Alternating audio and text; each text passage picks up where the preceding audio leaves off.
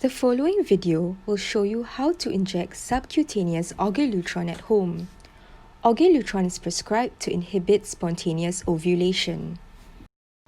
Before you begin, check against your KKIVF center injection form to ensure that subcutaneous Orgalutran is ordered for the day.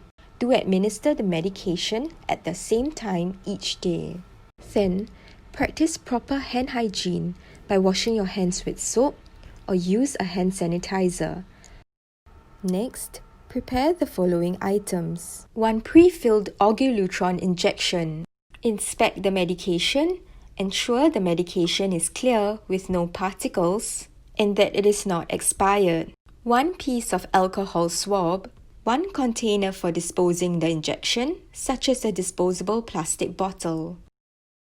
Step 1. Hold the syringe and give it a light shake. Remove the needle cap to allow the bubble to collect at the top of the syringe. Step 2. Inspect the injection site. Inspect your skin to make sure there's no bruising, swelling, hardness, or irritation in the area of the injection. Step 3. Clean the injection site. Clean the selected site with an alcohol swab and let it dry thoroughly before the injection. Step 4. Administer the injection.